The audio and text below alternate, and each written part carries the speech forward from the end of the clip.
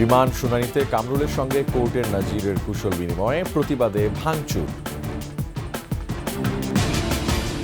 পদত্যাগ করলেন হাইকোর্টের ৩ বিচারপতি।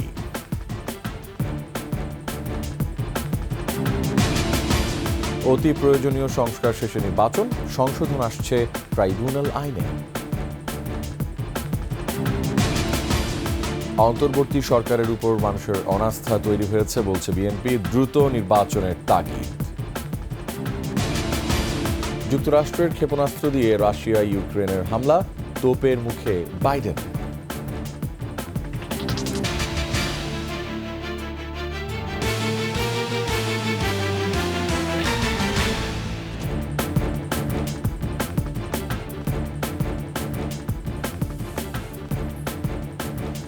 শুনছিলেন সংবাদ শিরোনাম। আমন্ত্রণ রাতের ২১শে সংবাদে, সাথে আছি আমি রিয়াজ হাফিজ। দর্শক, ২১শে টেলিভিশনের সংবাদ একই সাথে সরাসরি দেখতে পাবেন আমাদের ফেসবুক পেজ www.facebook.com/21she24 অনলাইনে। এছাড়া সাবস্ক্রাইব করতে পারেন www.youtube.com/21sheetv চ্যানেলে। সংবাদ আরও থাকছে। ৯৬ মামলা মাথায় নিয়ে জামিনে রিজেন্ট শাহেদ, নেই সেই হাসপাতালের অস্তিত্ব।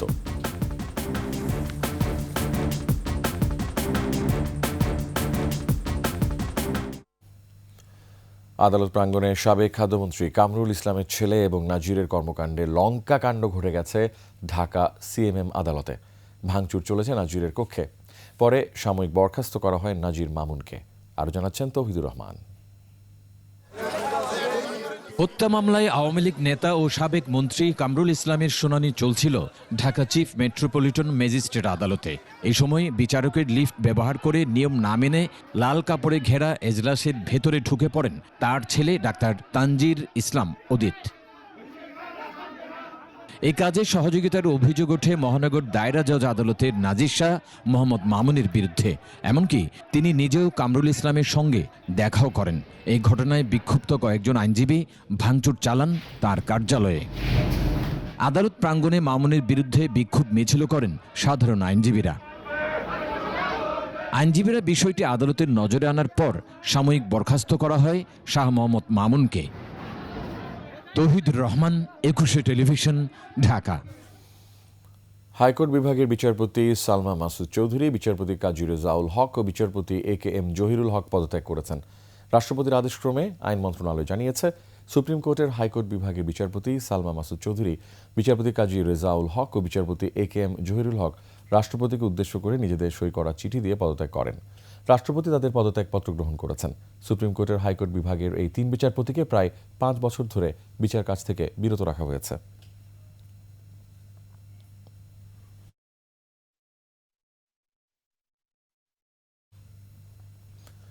গণহত্যার অভিযোগে রাজনৈতিক দলের বিচারের সুপারিশ করতে পারবে আন্তর্জাতিক অপরাধ ট্রাইব্যুনাল, এমন প্রস্তাব দিয়ে আন্তর্জাতিক অপরাধ আইন সংশোধন অধ্যাদেশ উপদেষ্টা পরিষদের বৈঠকে তোলা হবে বলে জানিয়েছেন আইন উপদেষ্টা ডক্টর আসিফ নজরুল। অতি প্রয়োজনীয় সংস্কার শেষে রাজনৈতিক দলগুলোর সঙ্গে নির্বাচন নিয়ে সংলাপের ইঙ্গিত দিয়েছেন আইন উপদেষ্টা। বিস্তারিত আকবর হোসেন সুমনের রিপোর্টে।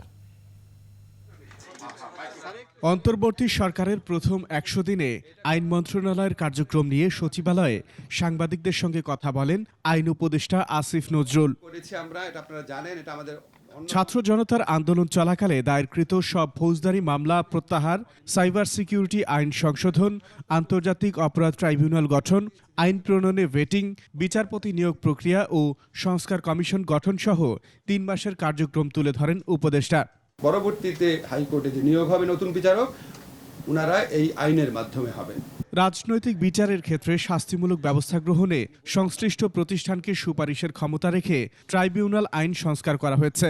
কনসার্ন যে সমস্ত অথরিটি রাজনৈতিক দলের ব্যাপারে শাস্তিমূলক ব্যবস্থা নেওয়ার অনুমোদন রয়েছে, স্বরাষ্ট্র মন্ত্রণালয় আছে, তারপর আপনার ধরেন আমাদের ওই পলিটিক্যাল পার্টি অর্ডিন্যান্স আছে, নির্বাচন কমিশন আছে। এটা জাস্ট এগুলির কথা আমি আইনে উল্লেখ করা নাই, কিন্তু যদি মনে করে তাহলে করতে পারে। এটা এমন না যে উনাকে এই আদালত শাস্তি দিবেই। আদালত যদি মনে করে শাস্তি দেওয়ার সুপারিশ করবে, শুধু এটা আমরা খসড়ায় রেখেছি। ডেফিনেটলি এটা উপদেষ্টা পরিষদের উপর ডিপেন্ড করে ওনারা এটা রাখবেন কিনা বা কি ফর্মে রাখবেন। প্রয়োজনীয় সংস্কার শেষে কমিশন প্রতিবেদন নিয়েই রাজনৈতিক দলগুলোর সঙ্গে নির্বাচন সংক্রান্ত সংলাপ হবে। আমরা মোস্ট এসেনশিয়াল কিছু সংস্কার করে যত দ্রুত সম্ভব নির্বাচন দেব। আমরা খালি জাস্ট এই জিনিসটা চাই না যে আপনার আগের মতো কোনো ভুয়া নির্বাচন হোক, আর এটা চাই না নির্বাচনে বিজয়ী হয়ে কেউ আপনার আবার ভুয়া নির্বাচন করার সুযোগ পাক। এটা ছাড়া আর কোনো স্বার্থ নাই। সরকার দমন পীড়ন চায় না উল্লেখ করে প্রয়োজনে কঠোর হবার হুঁশিয়ারি দেন আইন উপদেষ্টা। আমরা বেশি ভালোবাসা দিচ্ছি, বেশি নরম থাকছি দেখে পেয়ে বসছে, তখন আমাদের শক্ত হওয়ার সুযোগ সৃষ্টি হবে। শক্ত যখন হব খুব ভালোভাবেই হব।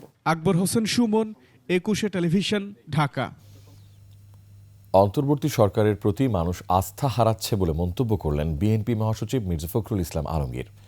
দেশে গণতান্ত্রিক পরিবেশ ফিরিয়ে আনাই বিএনপির মূল লক্ষ্য। তাই নির্বাচন ব্যবস্থা সংস্কার করে দ্রুত নির্বাচনের একটি রোডম্যাপ দিতে হবে এই সরকারকে। জাতীয় বিপ্লব ও সংহতি দিবস উপলক্ষে আলোচনা সভায় এসব মন্তব্য করেন বিএনপি মহাসচিব। বিস্তারিত নাহিদ সিরাজি নিমির রিপোর্টে।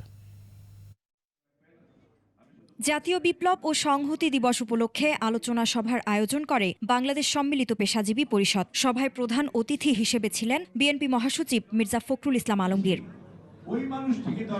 প্রধান অতিথির বক্তব্যে মহাসচিব বলেন, সরকারের লোক যারা আছেন তারা অনেক সময় অনেক রকম কথা বলে বিভ্রান্তি সৃষ্টি করছেন। কঠিন সময় যাচ্ছে, এই কঠিন সময় আমরা যেন আবার নতুন করে বিভ্রান্তি সৃষ্টি না করি। আমরা ঐক্য কথা বলেছি, আমরা ঐক্য করেছি, আমরা সংস্কার দাবি দিয়েছি। শুধু নির্বাচন করার কারণও ব্যাখ্যা করেন তিনি।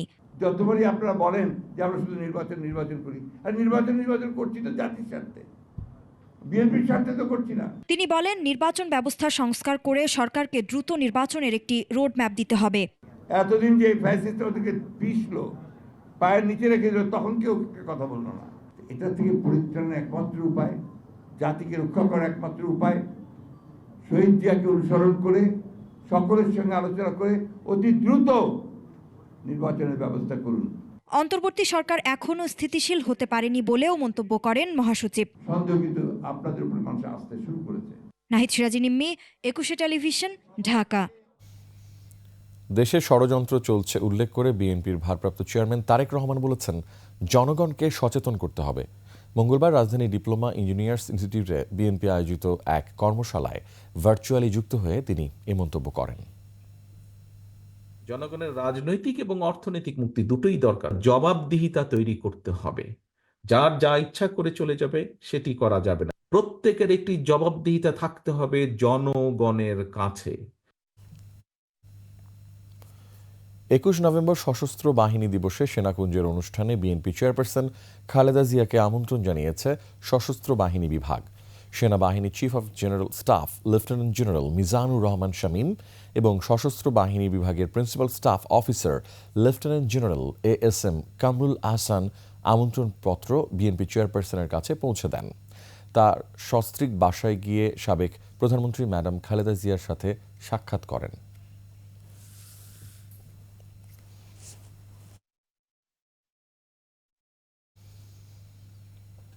যাদের হাতে শহীদদের রক্ত লেগে আছে তাদের বিচার হওয়ার আগে রাজনীতিতে ফেরার সুযোগ নেই বলে সাফ জানান প্রধান উপদেষ্টার প্রেস সচিব শফিকুল আলম।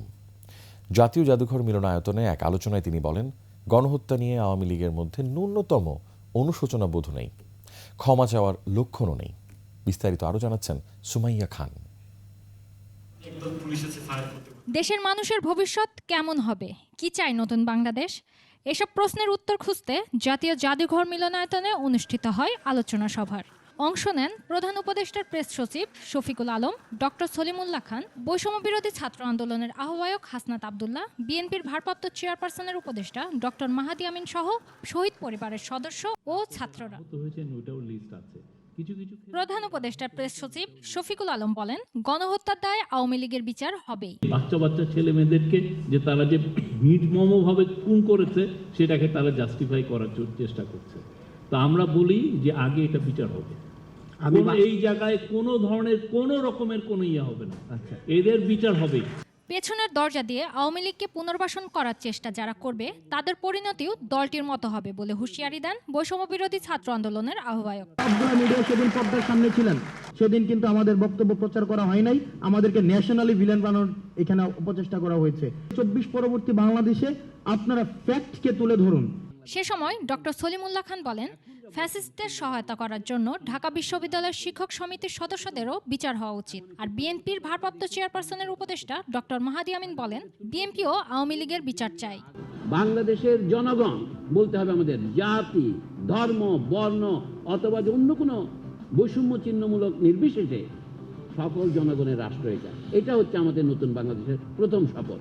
আওয়ামী লীগের মতন একটা রাজনৈতিক দলকে যদি একটু ব্যান করে দেন, সেখানে একটা রিপারকাশন হতে পারে। তারা বিভিন্ন রকম আন্ডারগ্রাউন্ড অর্গানাইজেশন কাজ করতে চায়, সেটা সিদ্ধান্ত নিবে জনগণের ভোটে নির্বাচিত একটি সরকার যেন যে হত্যাকাণ্ডগুলো হয়েছে, যে মানবাধিকার লঙ্ঘনগুলো হয়েছে গণ অভ্যুত্থান এবং গত 16 বছরে, আমরা আমাদের প্রতিটি হত্যাকাণ্ডের বিচার চাই।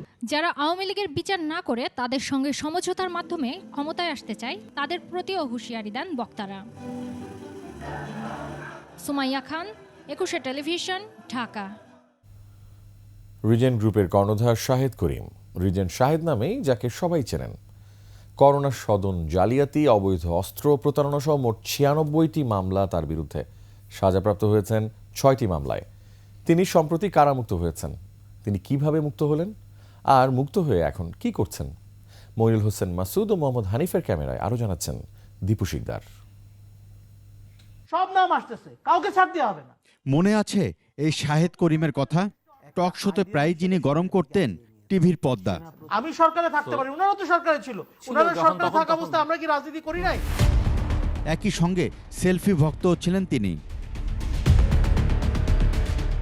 তিনি ছিলেন রিজেন্ট হাসপাতালের চেয়ারম্যান, যেই প্রতিষ্ঠানের কারণে আলোচনার তুঙ্গে আসেন তিনি। করোনার সময় ভুয়া কোভিড সার্টিফিকেট দিয়ে তার প্রতারণার বিষয়টি সামনে আসে।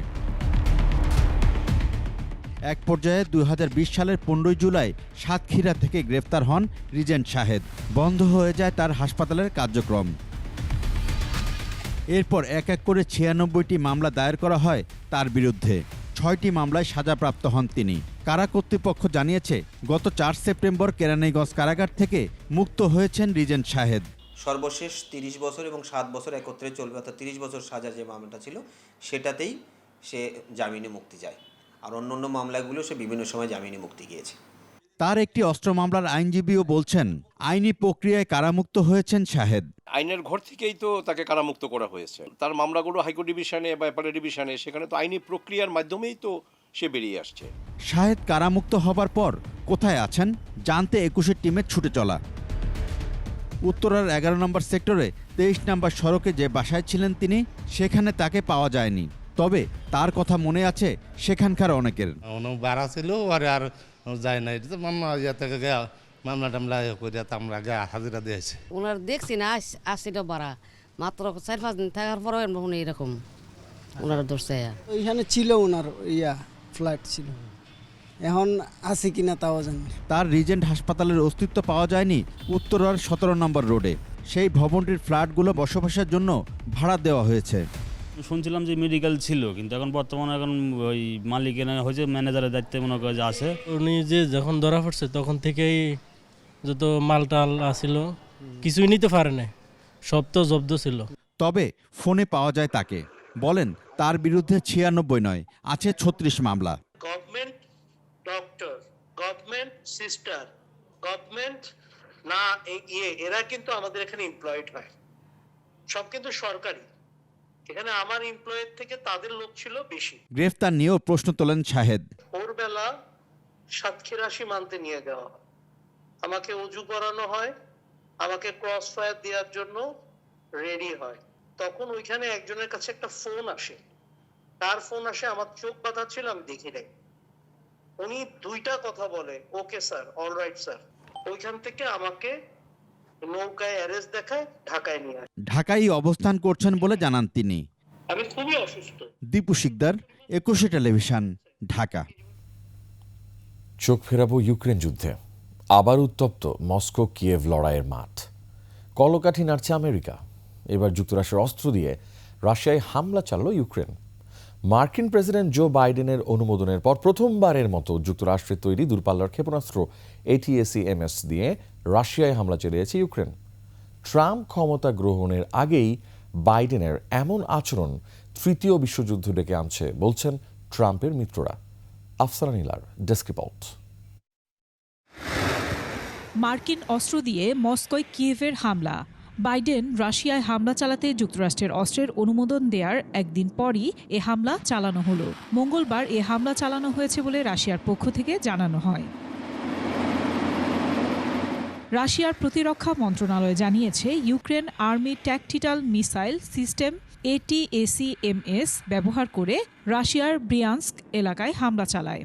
সে সময় 5টি ক্ষেপণাস্ত্র ভূপাতিত করা হয়েছে এবং একটি ধ্বংস করা হয়েছে বলে জানিয়েছে মস্কো।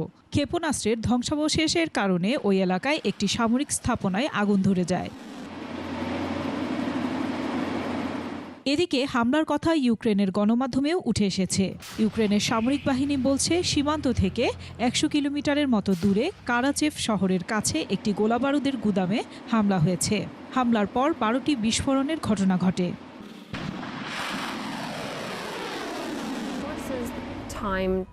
মঙ্গলবারই হামলার আগে রাশিয়ার পরমাণু নীতিতে পরিবর্তন এনেছেন দেশটির প্রেসিডেন্ট ভ্লাদিমির পুতিন। তাতে বলা হয়, পারমাণবিক শক্তিধর কোনো দেশের সমর্থন নিয়ে রাশিয়ায় ক্ষেপণাস্ত্র হামলা চালানো হলে পাল্টা জবাবে পারমাণবিক অস্ত্র ব্যবহার করতে পারবে মস্কো। এর মধ্য দিয়ে ইউক্রেনে রাশিয়ার পারমাণবিক অস্ত্র হামলা চালানোর ঝুঁকি তৈরি হয়েছে। এদিকে ইউক্রেনকে রাশিয়ার ভূখণ্ডের গভীরে যুক্তরাষ্ট্রের তৈরি দূরপাল্লার ক্ষেপণাস্ত্র ব্যবহার করে হামলার অনুমতি দেওয়ায় মার্কিন প্রেসিডেন্ট জো বাইডেনের ওপর চটেছেন ডোনাল্ড ট্রাম্পের মিত্ররা। সমালোচকদের মধ্যে ট্রাম্পের ছেলে ডোনাল্ড ট্রাম্প জুনিয়র ও মার্কিন কংগ্রেসে তার দল রিপাবলিকান পার্টির কট্টরপন্থী সদস্য সহ আরও অনেকেই রয়েছেন।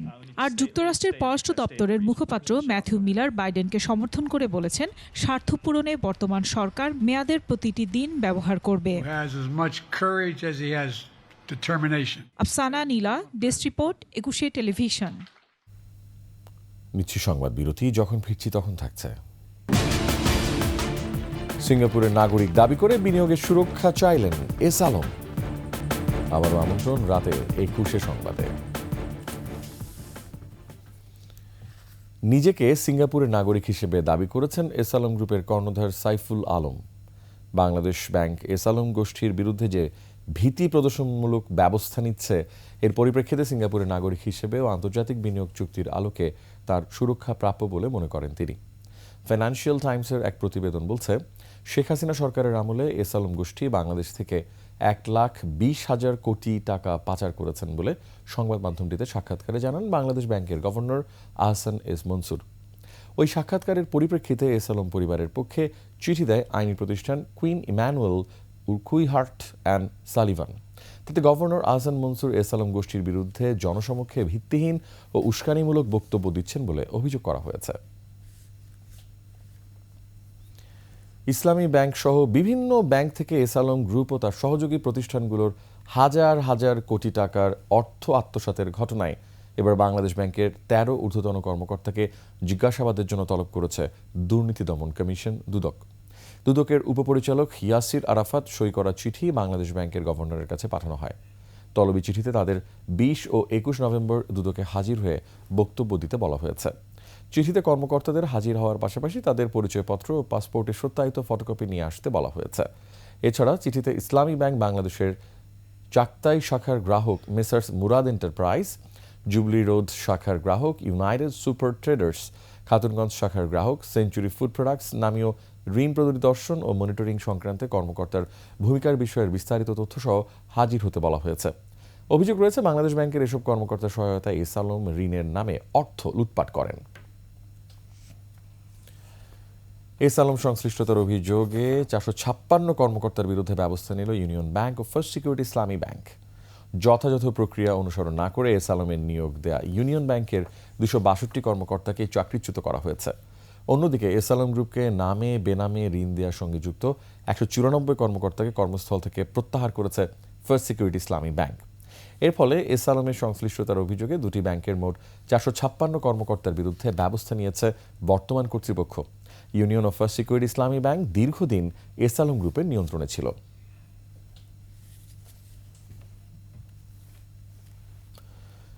ভারতের আদানি গ্রুপের সঙ্গে বাংলাদেশের বিদ্যুৎ চুক্তি পর্যালোচনা করার নির্দেশ দিয়েছে হাইকোর্ট।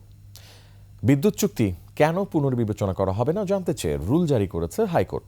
বিদ্যুৎ ক্রয় চুক্তির বিষয়ে বিস্তারিত প্রতিবেদন দিতে আন্তর্জাতিক জ্বালানি ও আইন বিশেষজ্ঞদের সমন্বয়ে উচ্চ ক্ষমতা সম্পন্ন একটি অনুসন্ধান কমিটি গঠন করার নির্দেশ দেওয়া হয়েছে। আরও জানাচ্ছেন শাকির আরজু। 2017 সালের 5 নভেম্বর ভারতের ঝাড়খণ্ডে আদানি পাওয়ার লিমিটেডের 1600 মেগাওয়াট বিদ্যুৎ কেন্দ্র থেকে বাংলাদেশে প্রায় 1500 মেগাওয়াট বিদ্যুৎ আমদানি করবে এমন চুক্তি হয় ভারতের অন্যতম বৃহৎ কোম্পানি আদানি গ্রুপের সঙ্গে। বিদ্যুৎ ক্রয় চুক্তি নিয়ে ব্যাপক বিতর্ক আর সমালোচনার মধ্যেই পরীক্ষামূলকভাবে বাংলাদেশে আদানির বিদ্যুৎ আমদানি শুরু হয়। আদানি চুক্তি বিরোধিতাকারীরা বলছেন 25 বছর মেয়াদী এ চুক্তির মাধ্যমে মুনাফা বৃদ্ধির বিশেষ সুযোগ নিয়েছে ভারতীয় কোম্পানিটি। শুধু বাংলাদেশে নয়, ভারতের পার্লামেন্টেও এ নিয়ে সমালোচনার মুখে পড়েন মোদি সরকার। মূল্য নির্ধারণে আদানি গ্রুপের বিরুদ্ধে বিশাল অভিযোগ আছে, তো আমরাও যে আমাদের সাথেও যে এই জিনিস হচ্ছে কি হচ্ছে না এটা তো আমরা বলতে পারছি না। দেশের স্বার্থ খেয়াল না করে এমন চুক্তি করায় হাইকোর্টে রিট করেন আইনজীবী কাইয়ুম। মঙ্গলবার যার শুনানিতে রিটকারী বলেন, এই চুক্তিটি একেবারেই দেশের স্বার্থ বিরোধী। এটি পুনর্বিবেচনা না করলে 25 বছর বাংলাদেশকে বোঝা টানতে হবে।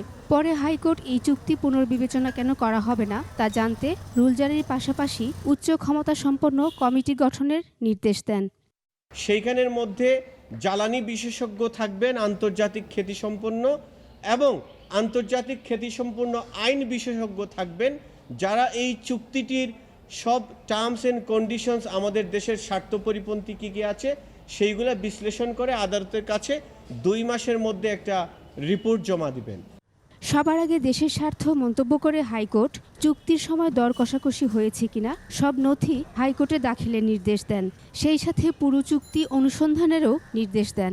এই চুক্তিটার সিগনেচারের পূর্বে আদানি গ্রুপের সাথে যে দর কষাকষি হয়েছিল সেই দর কষাকষি সংক্রান্ত যত মিনিট আছে এবং যত আপনার তথ্য উপাত্ত আছে, ডকুমেন্টস আছে, সেইগুলো 1 মাসের মধ্যে আদালতের সামনে উপস্থাপনের জন্য নির্দেশ দিয়েছেন।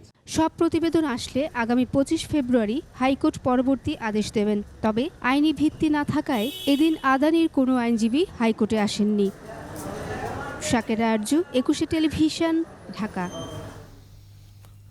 লাগামহীন অনিয়ম দুর্নীতিতে দেশের আর্থিক খাত ভয়াবহ চ্যালেঞ্জের মুখে পড়েছে বলে মন্তব্য করেছেন অর্থ উপদেষ্টা সালেউদ্দিন আহমেদ। এই মুহূর্তে রাজস্ব না বাড়ালে উন্নয়ন কর্মকাণ্ড বাধাগ্রস্ত হবে বলে মনে করেন তিনি। তবে আশার কথা শোনালেন, আর্থিক খাতকে দুর্বল ব্যাংকগুলো বন্ধ হবে না, দেয়া হবে সরকারি সহায়তা। বিস্তারিত আকবর হোসেন সুমনের রিপোর্টে। অন্তর্বর্তী সরকারের 100 দিন পূর্তিতে অর্থনৈতিক সংস্কার অগ্রগতি নিয়ে সচিবালয়ে অর্থ মন্ত্রণালয়ের এই সংবাদ সম্মেলন। পতিত সরকারের অনিয়ম দুর্নীতিতে দেশের ভঙ্গুর অর্থনৈতিক অবস্থা উল্লেখ করে চ্যালেঞ্জ মোকাবেলায় অন্তর্বর্তী সরকারের পদক্ষেপ তুলে ধরেন অর্থ উপদেষ্টা। খারাপ আছে কিভাবে আমরা উদ্ধার করবো, তারপরে লিকুইডিটি সাপোর্ট দিয়ে কত কত লোকের যে সেগুলো বিশ্বাস আছে ব্যাংকের অবিশ্বাস, ল্যাক অফ কনফিডেন্স, এটাকে ফিরিয়ে আনা, এইগুলো কিন্তু আমাদের দায়িত্ব। যারা রিয়েল ব্যবসায়ী লেভেল প্লেইং ফিল্ডে কাজ করতে চায় ওদের ভয় ভীত হওয়ার তো কোনো কারণ নেই। ভীত হয়েছে যারা অনেক কিছু করেছে। বন্ধ না করে দুর্বল ব্যাংকগুলো টিকিয়ে রাখতে তারল্য সরবরাহের আশ্বাস দেয় সরকার। আমরা আইডেন্টিফাই করেছি যে ব্যাংকগুলোর অবস্থা একটু খারাপ, সেই ব্যাংকগুলোকে কিভাবে আমরা তারল্য দিয়ে তারা এই যে কাস্টমারের যে ট্রাস্ট, কনফিডেন্স, সেটাকে ফিরিয়ে আনার জন্য অচিরেই আপনারা উদ্যোগ দেখতে পাবেন। তবে তারল্য সংকট কমাতে আগে ঋণ আদায়ে অর্থ ঋণ আদালত সচল করার তাগিদ দেন উপদেষ্টা। আমি আগে ঋণ আদায় করার চাইছি, সবাই এখন আসছে লিকুইডিটি কম, এক্সিম ব্যাংকে 1000 কোটি টাকা দিল, উনি বলছে যেগুলো ইসেন্সিয়াল ডিফল্ট সেগুলো আপনারা আদায় করেন না কেন? অর্থাৎ first you have to try to collect. অন্তর্বর্তী সরকারের দেয়া সংস্কারের রূপরেখা পরবর্তী নির্বাচিত সরকার অনুসরণ করলে আর্থিক খাতে দুর্নীতি বন্ধ হবে বলে মনে করেন অর্থ উপদেষ্টা। আকবর হোসেন সুমন, 21 টেলিভিশন, ঢাকা। স্বরাষ্ট্র উপদেষ্টা অবসরপ্রাপ্ত লেফটেন্যান্ট জেনারেল জাহাঙ্গীর আলম চৌধুরী বলেছেন, আগে ভুয়া মামলা করত পুলিশ, এখন করছে জনগণ। তারা 10টা নাম 50টা বেনামি আসামিও দিচ্ছে। চট্টগ্রাম মেট্রোপলিটন পুলিশ লাইন্সে মতবিনিময় সভায় তিনি বলেন, ভুয়া মামলায় কাউকে যাতে হয়রানি করা না হয় সে বিষয়ে নির্দেশনা দেওয়া হয়েছে। সে সময় পাকিস্তান থেকে আসা জাহাজ নিয়ে যারা গুজব রটাচ্ছেন তারা দেশের শত্রু বলে মন্তব্য করেন স্বরাষ্ট্র উপদেষ্টা।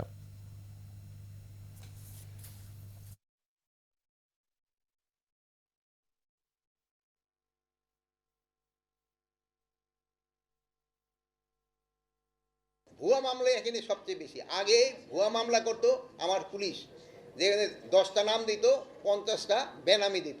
কিন্তু এখন হচ্ছে কি, জনগণ দিচ্ছে 10টা নাম, 50টা বেনামি। আইন শৃঙ্খলার পরিস্থিতি আগের থেকে অনেকটা উন্নতি হয়েছে। আমাদের মিডিয়ার যে একটা সুনাম আছে, পার্শ্ববর্তী দেশের মিডিয়ার অত সুনাম নেই, যে তারা মিথ্যাই কিন্তু প্রচার করে সবচেয়ে বেশি। আর এই মিথ্যাটারে কিন্তু কাউন্টার করতে পারেন শুধু আপনারা। রাজধানীর সরকারি তিতুমির কলেজকে স্বতন্ত্র বিশ্ববিদ্যালয় করা সম্ভব কিনা সে বিষয়ে যৌক্তিকতা ও সার্বিক পর্যবেক্ষণের আশ্বাসের পরিপ্রেক্ষিতে 7 দিনের জন্য আন্দোলন স্থগিত করেছে শিক্ষার্থীরা।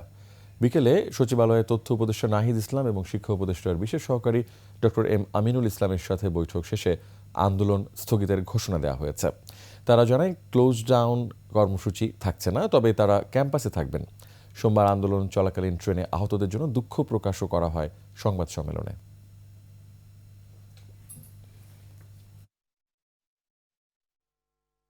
আগামী 7 দিনের ভেতর তিতুমির বিশ্ববিদ্যালয় কেন হতে পারবে, যৌক্তিকতা এবং সার্বিক পর্যবেক্ষণ করে তারা একটি নির্ধারিত ডেটের ভেতর আমাদেরকে এটি জানাবেন। আমরা এই আশ্বাসে আজকে আমাদের কর্মসূচি শেষ করে চলে এসেছি। রাষ্ট্রের প্রতি সম্মান রেখে, রাষ্ট্রের আইনের প্রতি সম্মান রেখে রাজপথ থেকে আমরা সরে আসছি। শহীদ আবু সাঈদ হত্যা মামলায় রংপুর বেগম রোকেয়া বিশ্ববিদ্যালয়ের সাবেক প্রক্টর শরীফুল ইসলামকে 3 দিনের রিমান্ড দিয়েছেন আদালত। রংপুর মেট্রোপলিটন আমলি আদালত 2-এর বিচারক আসাদুজ্জামান আদেশ দেন। শরীফুল ইসলামকে আদালতে হাজির করে 5 দিনের রিমান্ড আবেদন করে পিবিআই। সোমবার রাতে সাবেক এই প্রক্টরকে নগরীর 4তলা মোড়ের একটি বাসভবন থেকে পুলিশ গ্রেফতার করে।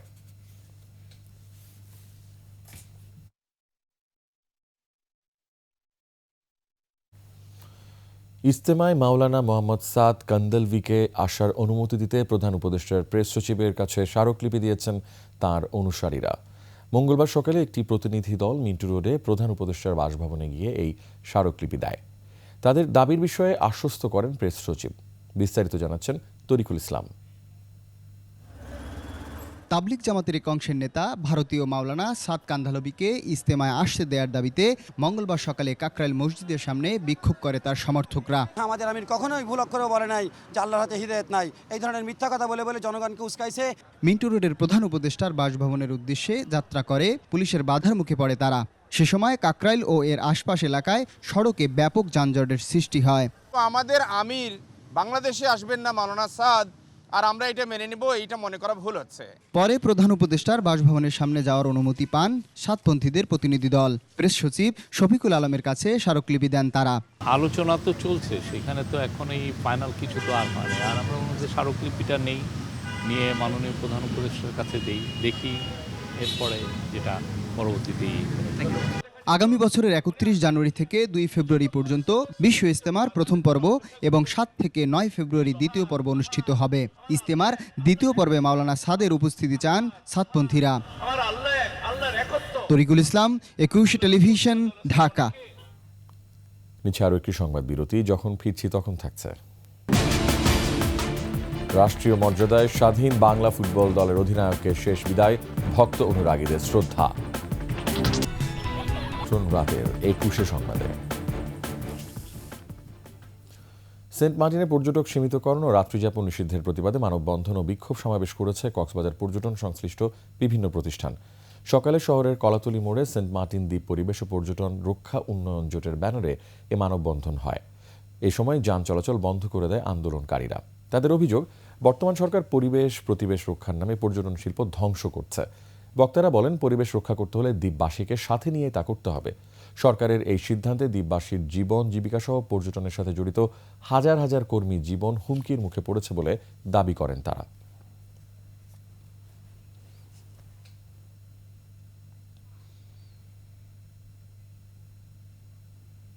বাণিজ্য সংবাদ।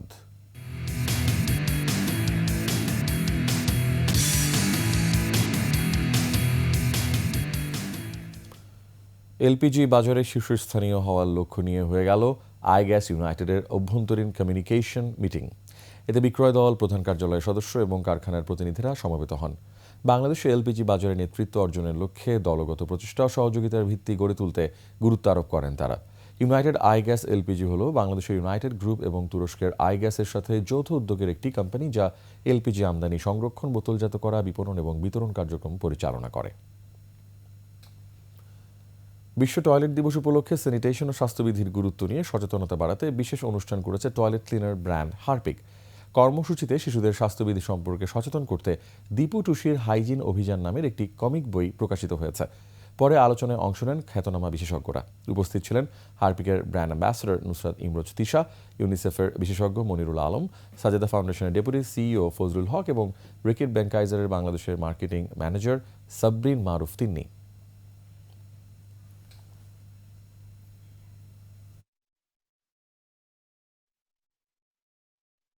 ফুটবলারকে শ্রদ্ধা ও ভালোবাসায় শেষ বিদায় জানিয়েছেন খেলার জগতের মানুষেরা। ক্রীড়াঙ্গনে দুটি জানাজা হয়েছে জাকারিয়া পিন্টুর। মুমসাদ্দিন নুরীর সহায়তায় পারভেজ খোকনের রিপোর্ট। রক্ষণের পোস্টার বয়, কিংবদন্তি ফুটবলার হিসেবে তাকে এভাবেই তুলে ধরেছিল দেশের বহু ম্যাগাজিন। ঢাকার ইন্দিরা রোডে তার ফ্ল্যাটে যেন এক ছোট্ট ফুটবল জাদুঘর। হাস্য উজ্জ্বল ছবি দেয়ালে ঝোলা। ওই ছবির মতোই জীবন ছিল স্বাধীন বাংলা ফুটবল দলের অধিনায়ক জাকারিয়া পিন্টুর। মোহামেডান ক্লাব টেন্টের সামনেই ছায়াঘেরা এক চিলতে উঠান। সেখানেই চেয়ার পেতে বসতেন সাবেক এই খেলোয়াড়। কর্মকর্তাদের সঙ্গে মেতে উঠতেন আড্ডায়। সেই জায়গাটিতেই এলেন স্বাধীন বাংলা ফুটবল দলের অধিনায়ক, তবে নীরব নিথর দেহে।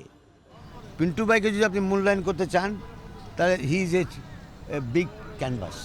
ওই আমলে যখন নাকি এত কিছু ছিল বিদ্বেষ আমাদের বিরুদ্ধে, বাঙালির বিরুদ্ধে, সব কিছু, সেইখানে পাকিস্তান দলের অধিনায়কত্ব করেছেন।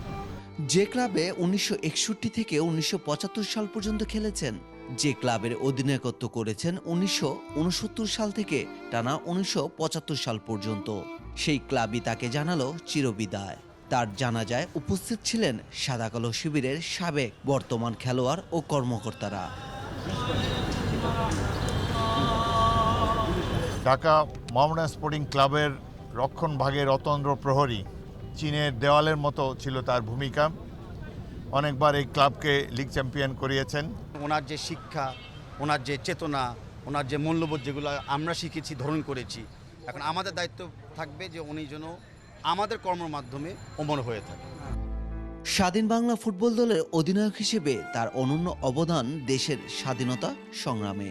মোহামেডান ক্লাবেই জানাজার আগে দেয়া হয়েছে তাকে রাষ্ট্রীয় সম্মান। তাকে শ্রদ্ধা জানান মোহামেডানের সাবেক ও বর্তমান খেলোয়াড় ও মোহামেডান সমর্থক দলও। স্বাধীন বাংলা ফুটবল দলের অধিনায়ক হিসেবে লাল সবুজ জাতীয় পতাকা তো ছিলই, সেই সঙ্গে মোহামেডানের পতাকা যেন ছিল দীর্ঘদিনের সারথীর প্রতি ক্লাবের শ্রদ্ধা ও কৃতজ্ঞতা। পারভেজ খোকন, 21 টেলিভিশন। শেষ করছি রাতের 21 সংবাদ, তবে যাবার আগে সংবাদ শিরোনামগুলো আরও একবার। রিমান্ড শুনানিতে কামরুলের সঙ্গে কোর্টে নজিরের কুশল বিনিময়ে, প্রতিবাদে ভাঙচুর। পদত্যাগ করলেন হাইকোর্টের 3 বিচারপতি।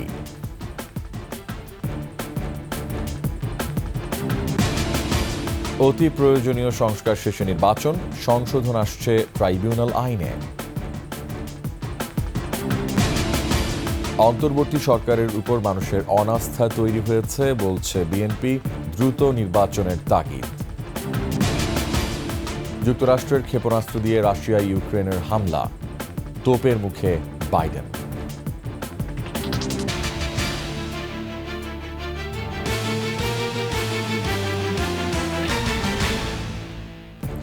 সর্বশেষ সংবাদ জানতে ডায়াল করুন 2021 নম্বরে, আর ভিজিট করুন 21.tv.com ওয়েবসাইটে। ফেসবুকে ভিজিট করতে পারেন www.facebook.com/2124 অনলাইনে। এছাড়া সাবস্ক্রাইব করতে পারেন www.youtube.com/21etv চ্যানেলে। এতক্ষণ সঙ্গে থাকার জন্য অসংখ্য ধন্যবাদ। আমাদের পরবর্তী সংবাদ রাত 1টায় দেখার আমন্ত্রণ রইল। 21-এর সাথেই থাকুন।